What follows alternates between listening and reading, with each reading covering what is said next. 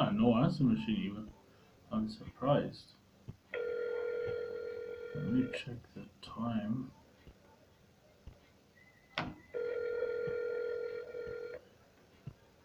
That's not too bad. It's almost 8.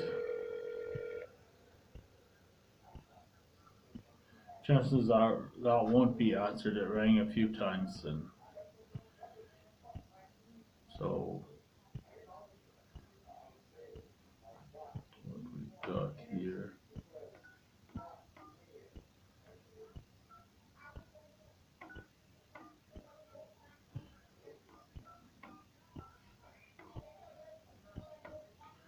Try again.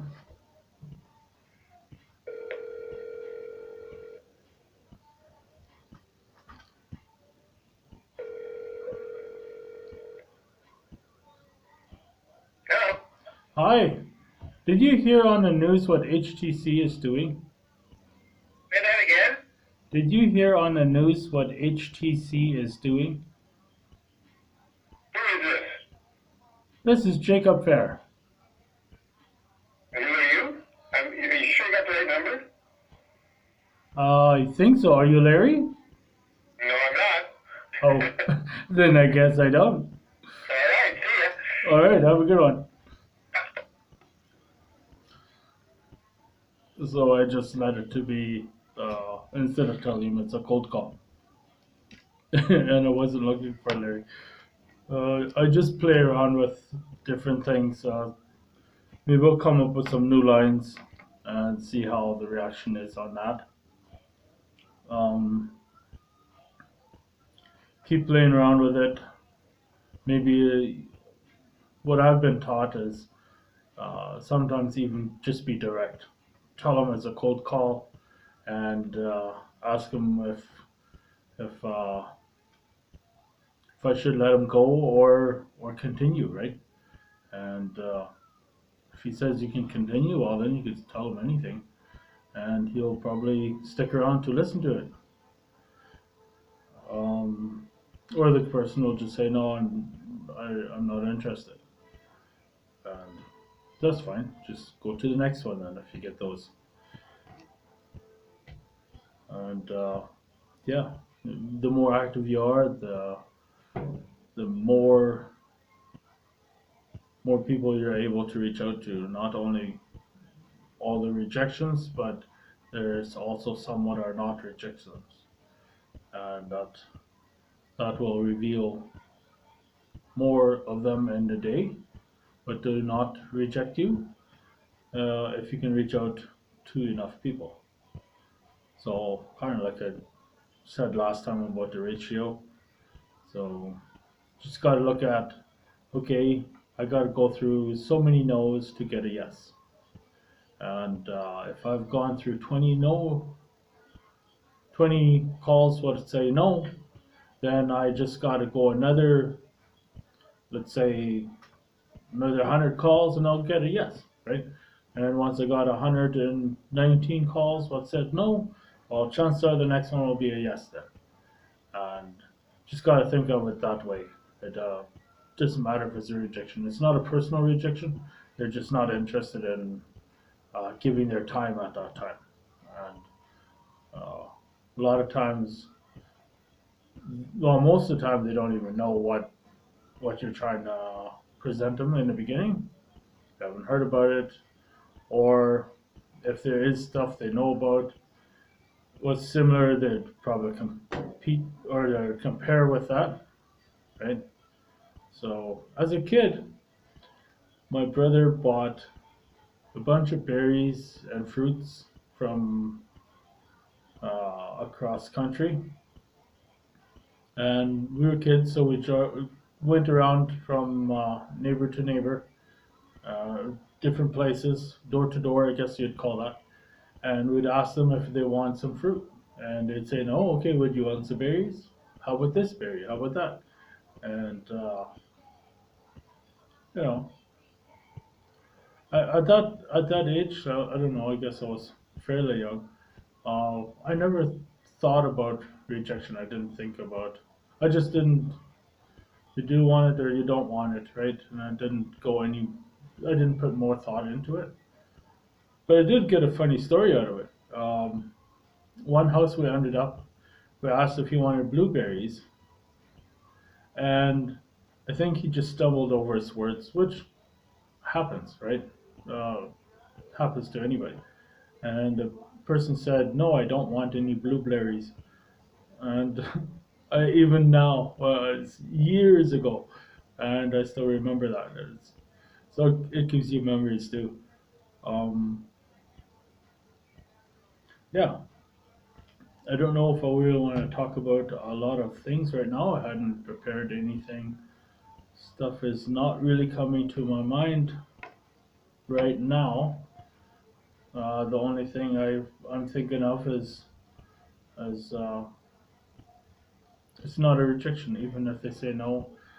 Maybe it's not the right time. There's many reasons, or even they don't know why they're saying no. Uh, and for you to stick around and trying to make it a big deal and you know become needy that they need to. Oh well, you don't even know what it is. You gotta know, you don't want to go that route. You're just actually pushing them away. If you're chasing after them, they'll just run away and things like that. So you just dangle something in front of them, a carrot or whatever you want to call it.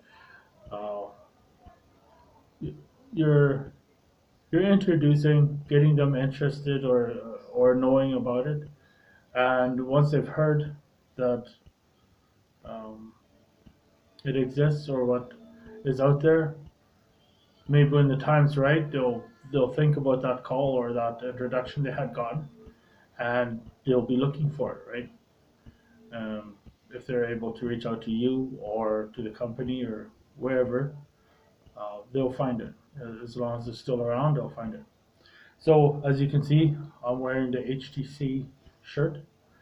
Um, that's pretty happy about that. There's also also a couple of days ago, I came across World Ventures. It's called, and yeah, I'm pretty excited about that. So I've been today actually. I've been also uh, working with that as well, right? So I've been doing both things at the same time. I've been reaching out to many, trying to tell them about it. Um, and I just keep going. I think I'm starting to grow. Definitely, I've noticed I don't get as nervous, um, and even the moments I do get nervous, I'm actually enjoying it. It's almost like giving me fun. And instead of looking at it as nervous and backing off, then I'd rather look at it as excitement and go, right? So instead of going backwards, I go forwards, regardless the excitement it gives me. So I'll just change the nervous to excitement and have fun with it and enjoy it because this is my future and I might as well enjoy my future. So that's what I'm doing is all this. And as I said, every day I come on, make a video. Some days will be different other than other days, but that's why I come on so that you guys can view on the videos what I make every day to see how it's affecting me, how I'm uh, responding or how I'm acting each day and things like that. Uh, Also, even if there are times or might come times that will be difficult, those days I'll try to also make a video so that you can see how uh, see the difficulty and also the drive to try to not try but to push yourself through the difficult times, even when you want to take a break or you want to stop or uh, you don't want to do it that day.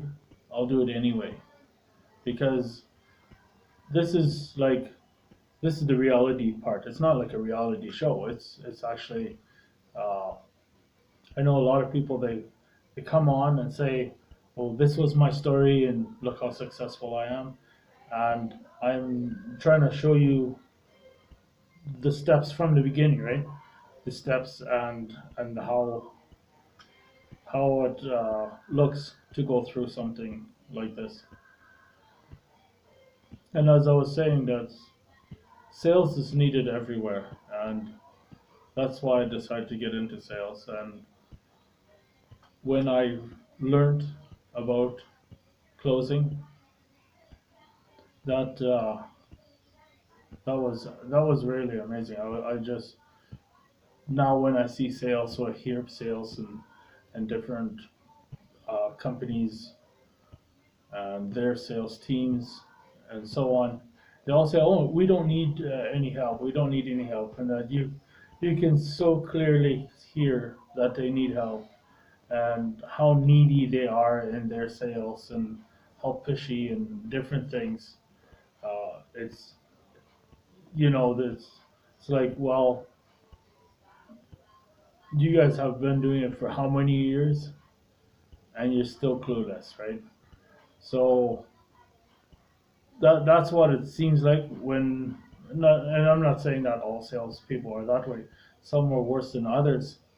Uh, I just see that there are companies what have difficulty in those areas, and they're clueless. They don't even know they're having difficult in those areas.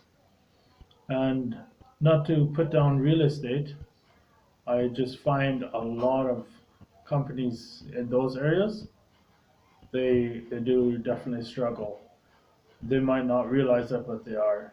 They could have a lot more business and quicker business if they did realize it and made those adjustments.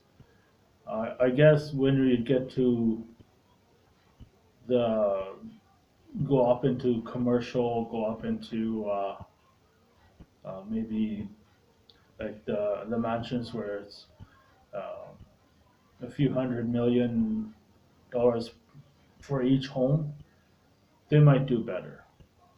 Uh, just the regular houses, what are like half a million or something like that, those guys, not, maybe not all, but the ones I've heard, they seem pretty clueless. And first, I mean, cold calling, which I'm doing, it's very different, right? It's not that you're getting a prospect to contact you, and then you work with that. When you do cold calls, you're contacting a lot of people who don't know if they want or need the product, or maybe don't even know about the product yet. So there I find a lot more difficulty because I am the one who's starting to start the conversation. I'm also trying to introduce and things like that. So I find that to be a lot more difficult than getting a warm call where someone is calling and already interested. That's why they're calling you, right? A big difference, according to me anyway. And I've chosen to do cold calls because I find it to be the most difficult. And once I overcome the most difficult part,